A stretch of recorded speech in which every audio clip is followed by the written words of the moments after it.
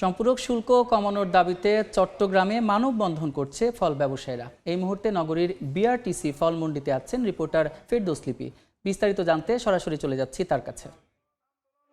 লিপি, আমদানি করা ফলের উপর বাড়তি শুল্ক আরোপ করার প্রতিবাদে চট্টগ্রামের ফল ব্যবসায়ীরা কিন্তু সকাল 11টা থেকে নগরীর যে ফল মন্ডি নামে পরিচিত সে এলাকায় মানববন্ধন করছে। এটা মূলত আসলে বাংলাদেশ ফ্রেশ ফুডস ইম্পোর্টার্স অ্যাসোসিয়েশনের যে কেন্দ্রীয় কর্মসূচি, সেই কর্মসূচির অংশ হিসাবে কিন্তু তারা এই মানববন্ধন করছে।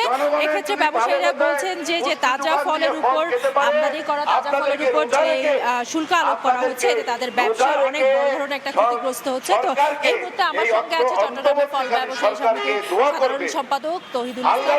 ভাইয়া, একটু বলবেন এই শুল্ক আরোপের ক্ষেত্রে কি ধরনের প্রভাব পড়ছে?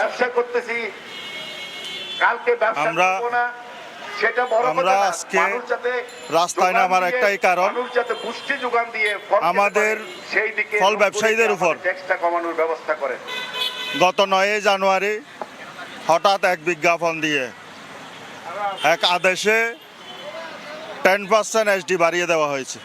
এটা চক্রবৃদ্ধি হারে 17.40 ডিউটি বেড়ে গেছে। অর্থাৎ যেটা আগে 118 টাকা ছিল, 118, সেটা এখন 136-এ নেমে গেছে।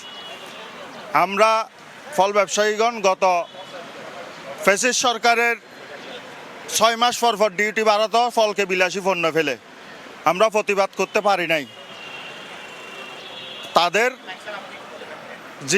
আমাদেরকে জিম্মি করে রাখছিল, সেজন্য প্রতিবাদ করতে পারি নাই। এখনো আমরা বলতেছি ফলে আমরা ট্যাক্স দিতেছি, দিব, যৌক্তিক সঙ্গত দিব। এখন যেটা অতিরিক্ত ট্যাক্স আমাদের মধ্যে দিয়েছে সেটা হচ্ছে অযৌক্তিক, অন্যায্য।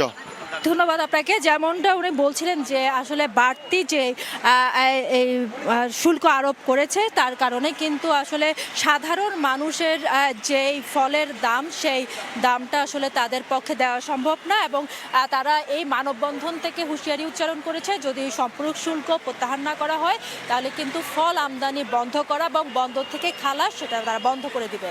তো এই ছিল আমার কাছে এখনো পর্যন্ত এখান থেকে সর্বশেষ। সরাসরি যুক্ত ছিলাম চট্টগ্রামে।